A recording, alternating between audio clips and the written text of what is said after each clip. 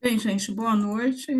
Queria agradecer o convite de participar, para participar da Assembleia.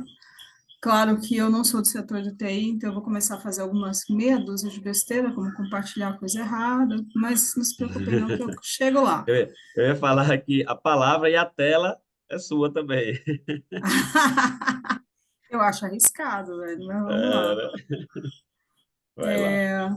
Eu não sei se vocês, eu não sei se eu estou compartilhando, Ainda não. ainda não. Você compartilhou e parou. Aquele negócio da pessoa que está com várias coisas abertas, e aí na hora que vai É. compartilhar se perde. Agora Chegou, né? tá chegando aqui. Pronto, agora chegou. Vamos Beleza. lá. É, eu vou falar bem, gente, bem rapidamente. Primeiro, agradecer o convite do SINDPD para estar nesse momento de partida da campanha salarial. Para a gente é sempre muito interessante acompanhar todo o processo de debate com a categoria, de desenho das estratégias e depois ir acompanhando as rodadas de negociação, mesmo que indiretamente, inclusive para depois poder compartilhar com outros trabalhadores de Diese que também assessoram negociações coletivas de forma geral e negociações do setor de tecnologia da informação em específico. Isso agrega muito para nós técnicos, para o nosso trabalho. Bem, eu tenho um desafio de falar bem rapidamente, bem rápido mesmo, um pouco do cenário, do contexto das campanhas salariais. O Reinaldo, de forma muito interessante, mostrou um pouco dos dados do setor, que é uma das variáveis importantes quando a gente vai entrar numa negociação coletiva, é a gente saber qual é o ambiente que a gente está negociando, do ponto de vista econômico, de cenários, de perspectivas, do ponto de vista de regulação, do ponto de vista de perdas salariais e do ponto de vista das demais categorias. A gente, pela nossa experiência, a gente sabe que as empresas, de forma geral, e não só no setor de tecnologia da informação e comunicação, elas se espelham muito no ambiente de negociação das demais categorias e mesmo de empresas ou convenções coletivas é, do mesmo setor em outras regiões. Então, a gente tem tomado já há muitos anos, há praticamente 3 décadas, o Jazz faz o acompanhamento de negociações coletivas, tentando um pouco desenhar esse cenário para a gente poder ajustar as estratégias. Bem, então, assim, eu vou. Acho que eu não preciso colocar em modo apresentação, não, né? Tá legal aí, não tá? Eu acho que esse slide tá legal. Não sei se os outros vão ficar menores, mas vamos seguindo aí. Tá, vocês me avisam qualquer coisa, porque eu Beleza. prefiro, porque assim eu estou enxergando o que eu estou fazendo, eu não estou em em outra janela. Bem, das variáveis que eu acho que a gente tem que prestar bastante atenção para desenhar o nosso cenário, dentre elas, a gente tem que olhar, por exemplo, o desempenho da economia. E olhar o desempenho da economia, a gente normalmente olha, um dos principais indicadores é o PIB, Produto Interno Bruto, que é uma referência em relação ao crescimento econômico, né? E aí, não basta olhar para a gente, olhar para o crescimento do Brasil, para o crescimento de Pernambuco, a gente tem que ter um pouco ideia de qual é o caminho que está sendo trilhado pela economia mundial. Nós estamos num mundo globalizado, a pandemia mostrou a importância e o peso disso quando você fecha as fronteiras do comércio internacional e cadeias produtivas inteiras travam, porque a gente vivia num mundo e vive ainda num mundo que produz bens que seus componentes são internacionais, são mundiais. Então, quando você fecha fronteiras, a economia trava. Então, quando você olha para o desempenho, pensa o desempenho econômico, você tem que olhar qual é a perspectiva de crescimento mundial. Uma economia mundial pujante tende a carregar as demais economias, principalmente as economias que têm na sua pauta de exportação um peso tão grande do ponto de vista da dinâmica interna, como é o caso do Brasil. O Brasil é um dos players do mercado mundial, embora tenha uma participação pequena, a economia brasileira depende muito da economia mundial, Isso, quando a gente olha para a nossa composição de crescimento, isso é muito visível quando a gente olha, por exemplo, que um dos principais influências do crescimento econômico no Brasil tem sido o agronegócio voltado para o mercado externo, por exemplo. Então, assim, rapidamente, né, quais são as expectativas? Eu coloquei só 2023, o que aconteceu, para a gente poder olhar o que está previsto para 2024. E aí, pensando na economia mundial, esse dado é um dado do FMI de abril desse ano, em que ele prevê um crescimento médio da economia mundial igual ao crescimento médio de 2024. Bem, esse igual, ele é bastante influenciado por uma desaceleração da economia chinesa, que é o nosso principal parceiro comercial, influenciado por um pequeno crescimento da economia americana de 2,5% em 2023 para 2,7% em 2024, algo nesses termos, bastante influenciado pela Índia, que hoje é o país que puxa, o país de peso, né, no player mundial, que puxa o crescimento econômico mundial com uma expectativa de crescimento de 6%. Vocês têm uma ideia, a expectativa de crescimento da China é algo em torno de 4%, e da Índia é algo em torno de 6%. Agora, sim, isso são previsões e perspectivas, a gente não sabe ainda qual vai ser o impacto do ponto de vista econômico sobre a economia indiana, com uma temperatura de 48 a 50 graus e as pessoas morrendo por conta do calor. Bem, as pessoas morrerem é uma questão dramática interna da Índia, mas a produção, por exemplo, de grãos, cereais que a Índia tem, ela é bastante importante e ela pode influenciar nos preços de commodities da economia mundial. Então, a questão climática hoje na Índia também é um elemento de incerteza. Mas em abril a tendência era de crescimento. Mesmo assim, em linhas gerais, a economia mundial ela experimenta taxas moderadas de crescimento econômico, então a gente não pode esperar grandes inputs ao crescimento nacional vindo do setor externo. Essas taxas moderadas, basicamente, elas decorrem de controles de processos inflacionários nesses países, fundamentalmente a questão da taxa de juros, embora as taxas de juros internacionais sejam infinitamente menores que as taxas de juros nacionais. A questão das incertezas ambientais, né, que a gente tem visto, eu acabei de falar da Índia, mas se a gente olhar para os Estados Unidos também, a onda de calor, e tudo isso afeta o desempenho da economia, porque são grandes produtores, por exemplo. As tensões geopolíticas, a gente está em um mundo que não, teve muito pouco tempo sem guerra, né? A gente vinha de guerras, mas guerras em países de menor influência ou mais longe do centro dinâmico da economia mundial, que eram os países africanos, tal, e agora a gente tem guerra no meio da Europa, que é um centro dinâmico, a gente tem a tensão no Oriente Médio, que é aquele genocídio em Gaza e naquela região, mas embora sejam países pobres, são grandes importadores do Brasil, mas também são países que têm um peso muito significativo na questão do petróleo. Então, essas tensões também jogam incertezas em relação à economia mundial. E também um outro elemento de incerteza na economia mundial é como está se desenrolando a reorganização das cadeias mundiais de valor, ou seja, a reorganização da produção de insumos industriais, insumos agrícolas, em função da experiência que a gente teve na pandemia de se travar o comércio internacional. São elementos que botam um quê de incerteza no desempenho da economia mundial. De toda sorte, o consenso tem caminhado para um crescimento positivo. O economista tem mania de falar crescimento negativo, mas não bem. Nós estamos falando de um crescimento positivo, mas sempre de acordo com então, a gente olha para o desempenho mundial e não vê grandes elementos de dinamismo internalizados para o país. A economia nacional, o Brasil cresceu 2,9% em 2023.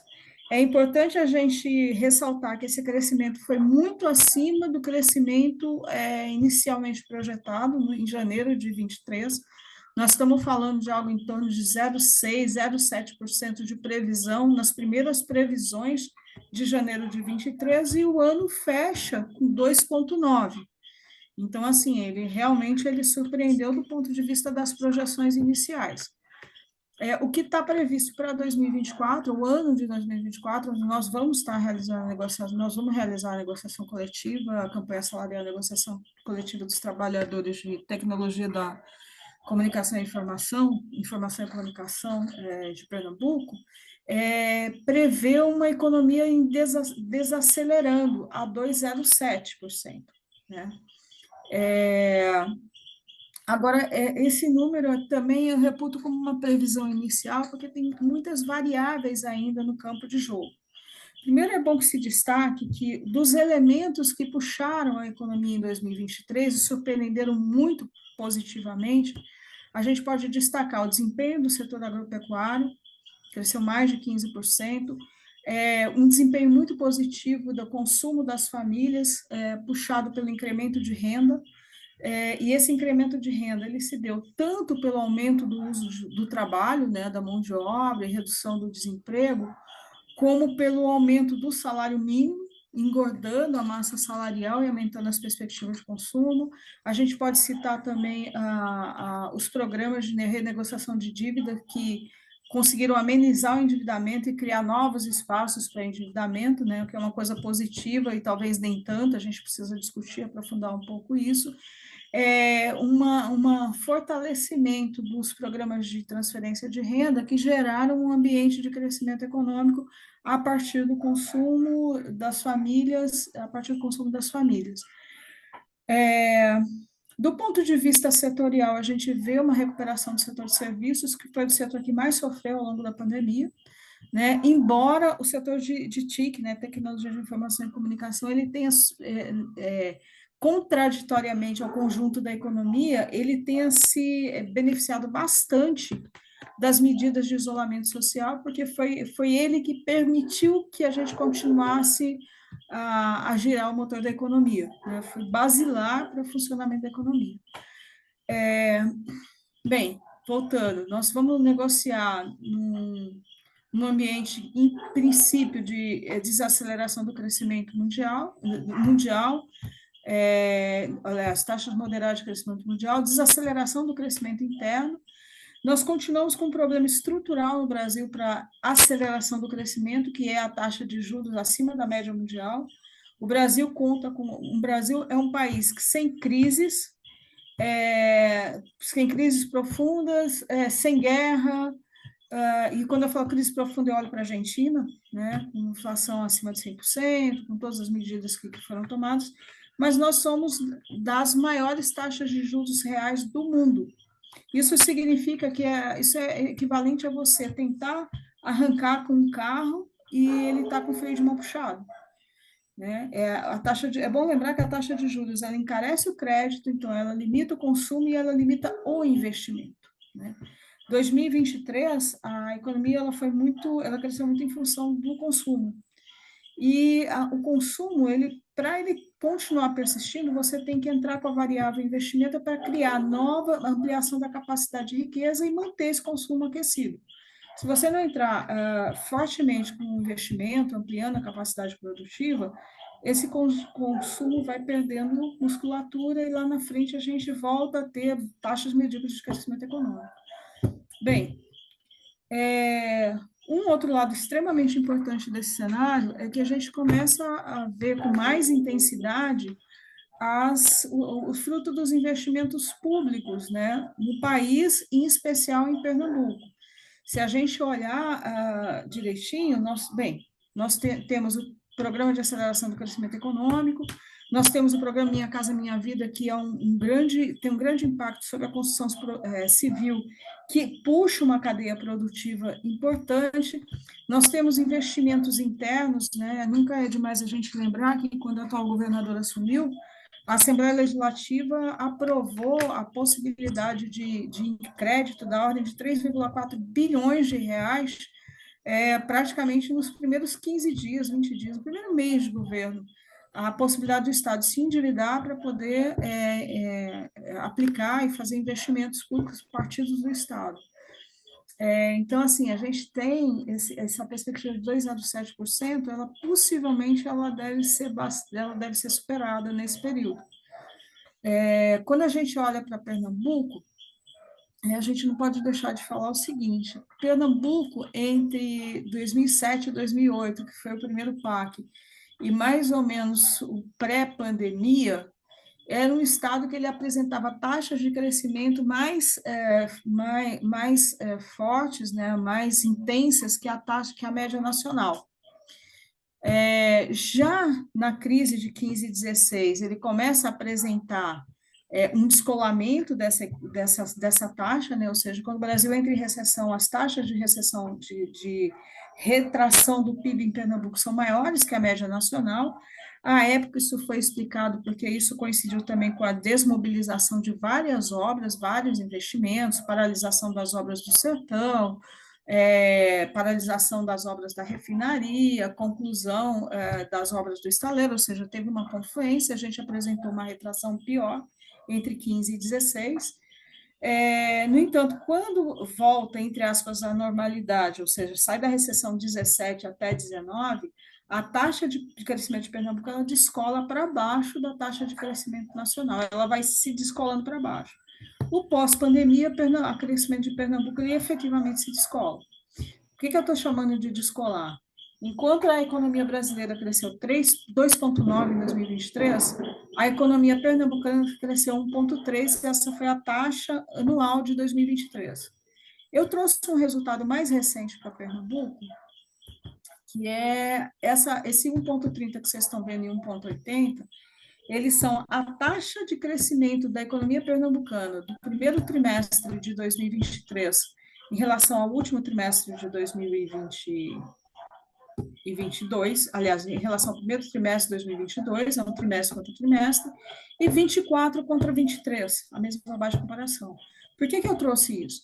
Para mostrar para vocês que Pernambuco já começa a colher os resultados do cenário de investimentos que eu citei anteriormente, o PAC, Minha Casa Minha Vida, os próprios programas de crédito que o governo estadual ele tem adotado, ele tem podido contrair para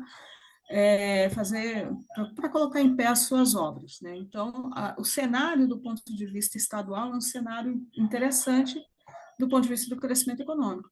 Isso é muito legal, porque isso vai gerar possivelmente resultados, por exemplo, na questão da arrecadação local, tanto a arrecadação estadual quanto as arrecadações municipais. Isso tem reflexo na arrecadação. E boa parte do nosso parque de empresas tem relações contratuais com o setor público. Né? Isso é um elemento importante, porque é um elemento de menor pressão em cima dos custos de produção do setor de tecnologia da informação e comunicação. Bem, eu estou tentando... Oi. Jackie, tenta dar um pouco mais de ritmo. Vou tentar, desculpa.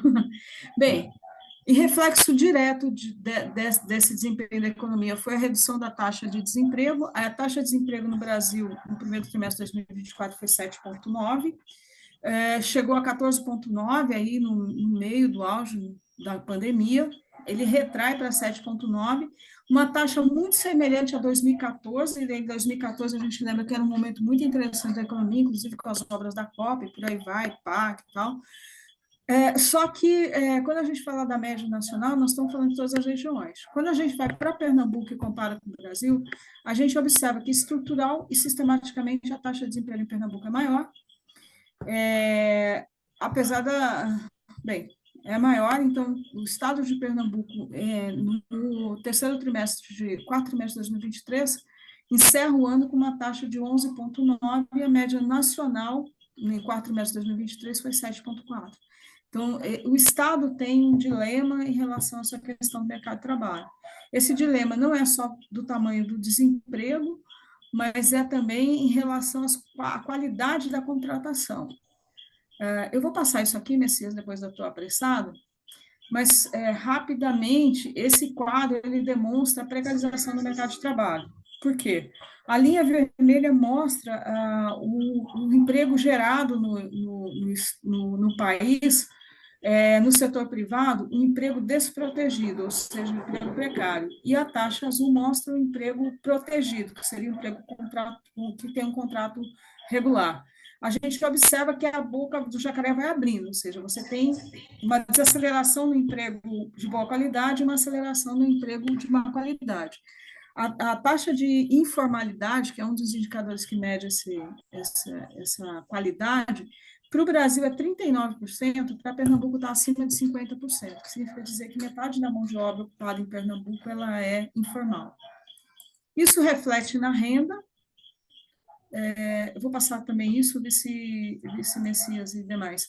Isso reflete na renda, quando a gente olha a renda do último trimestre de 2023 para o último trimestre de 2022, a gente observa que a renda, ela se mantém, em termos reais, descontada a inflação, ela se mantém muito próximo dos seus patamares, então a gente recupera emprego e não recupera proporcionalmente a renda, embora a renda tenha se recuperado, porque a gente teve queda em 2021 e 2022. Um elemento que reforça isso é justamente a diferença entre o salário real de admissão e o salário real de desligamento, por questões, inclusive, técnicas, né? O salário de desligamento, ele normalmente é maior do que o de admissão, por quê? Porque você normalmente é desligado com mais tempo de casa, em tese você ganha mais do que uma pessoa que está entrando, né, no mesmo posto de trabalho, por exemplo, mas a gente vê que há um movimento de rotatividade grande, um movimento que, embora o saldo seja positivo, a gente observa que há um movimento de rotatividade grande, onde o mercado ele dispensa pessoas de maior remuneração e contrata sistematicamente pessoas de menor remuneração. 2020 é um ponto fora da curva, mas 2020 é um ano fora da curva, né? Então, vamos lá. Outro elemento importante do cenário é a questão da inflação. Eu não sei se isso aqui ficou inteligível para vocês, mas esse aqui é o IPCA visto por dentro, pelos seus grupos, né, seus grupos componentes, né? Então, a gente tem o índice geral, que é esse negrito, para o Recife, região metropolitana do Recife, e para o Brasil. O Brasil é o de cor escura, o azul escuro, e esse laranja escuro, terra, sei lá o que cor é essa, padrão do Windows, para a região metropolitana do Recife. A gente vê que nos últimos, para 12 meses, e a gente vê que nos últimos 12 meses, os grandes influenciadores do aumento da inflação, tanto no Brasil quanto na região metropolitana, tem sido a alimentação fora do domicílio, com uma recomposição importante de margens, e essa informação é muito importante para a gente pensar a pauta, porque nós temos um auxílio alimentação, que é um auxílio alimentação, inclusive, interessante, mas que provavelmente tem sofrido uma corrosão mais que proporcional ao conjunto da inflação, e a questão da educação também a nível nacional pesando, a nível local com 5,19% e a nível nacional com 6,93%. Bem, vamos lá. Do ponto de vista da inflação acumulada, a gente vê uma relativa estabilidade, a inflação variando de 3,16 em junho de 2023, em setembro do ano passado de 5,19, em agosto desse ano 4,16, e já adiantando, a atual estimativa de inflação para setembro de 2022 é de 4,22%. Claro que há um conjunto enorme de incertezas em relação ao comportamento desse indicador. A gente tem seca numa ponta do país, ultra enchente na outra ponta do país. Entre a questão da oferta de alimentos decorrente desses dois extremos climáticos, a gente tem um conjunto enorme de variáveis, inclusive uma especulação imensa. Nesses ambientes de crise que quem determina preço costuma aumentar a sua margem, então a gente está vendo aí movimentos, por exemplo, de aumento percentual do arroz acima de 23%, quando na realidade você, em tese, você não está tendo escassez ou falta do produto exacerbada, que justifique um aumento tão significativo. E isso é o custo de oportunidade, assim, a oportunidade que quem determina preço está impondo. De toda sorte, a gente deve ter uma inflação para setembro nos patamares menores, inclusive, do que foi a inflação de 2023. A cesta básica do Diese, só para título de informação, ela tem experimentado elevações desde janeiro de 2023, são 5 meses de elevação, só que o último resultado mostra uma elevação de apenas 0,19% no mês de maio. A variação em 12 meses da cesta básica foi 5,34%. Tá? Do ponto de vista das negociações, aí eu estou caminhando para encerrar, pessoal. Como eu falei para vocês, há mais de 30 anos o Diese acompanha o resultado das negociações, em especial o resultado dos percentuais de reajustes salariais, porque isso é comum a todas as categorias.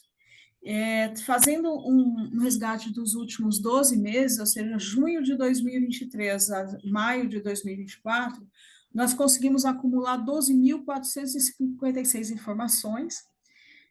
A média dessas informações, elas nos mostram que dessas 12.456 informações, 79,1% tiveram reajustes salariais assinados entre categoria profissional e patronal. 79,1% tiveram variações acima do INPC, e quando eu falo acima do INPC, é qualquer variação acima do INPC, de 0,01 até mais infinito acima do INPC. 16,2% tiveram reajustes iguais ao INPC, exatamente, o INPC deu 4,19, a negociação fechou em 4,19. Exemplo, né? E abaixo do INPC, apenas 4,6%. Isso inverte bastante a lógica que a gente viu entre 2021 e 2022, onde a maior parte das negociações fecharam com acordo coletivo assinado com índices abaixo da inflação. A média dos últimos 12 meses de ganho real, ou seja, a média desse percentual acima da inflação, foi de 1,40%, e no ano de 2024, ou seja, de janeiro a junho, foram 4.000 negociações, 4.027 negociações, o resultado é um pouco melhor, 85% das negociações acima, apenas 3,2% de negociações abaixo do INPC e a média de 1,63%. Eu consegui isolar um dado, que é o dado de processamento de dados. Desculpem, o termo é antiquado, mas é o que temos. De 60 negociações dos últimos 12 meses, a gente identificou 81,7% das informações com ganho real, 13,13% das informações do setor de processamento de dados igual ao INPC e 5% abaixo do INPC.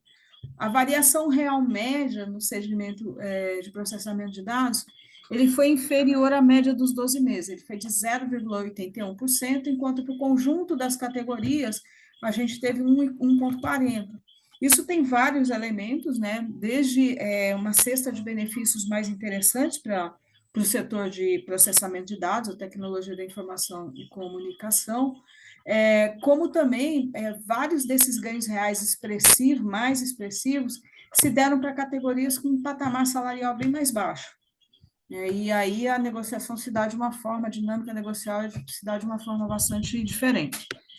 Bem, era isso que eu queria apresentar nesse momento, então, assim, só sintetizando, nós estamos num quadro de variação positiva da economia, ainda é incerto se vai ser melhor ou pior do que 2023, mas o quadro de investimentos é bastante alentador, e quando a gente olha para o Pernambuco, mais ainda, com reflexos importantes na musculatura de arrecadação dos entes federativos, o que nos ajuda no processo de negociação, com uma inflação controlada dentro dos nossos padrões, né, de 4, se tiver algum repique, 4,5%, acredito que menos de 5%, num setor que tem apresentado resultados bastante positivos. Né? Então, eu acho que a gente tem um caldo aí, tem um conjunto de fatores, uma tempestade aí boa para a gente fazer uma excelente campanha salarial, contando, inclusive, com a liderança da direção do sindicato, mas a disposição de luta dos seus trabalhadores.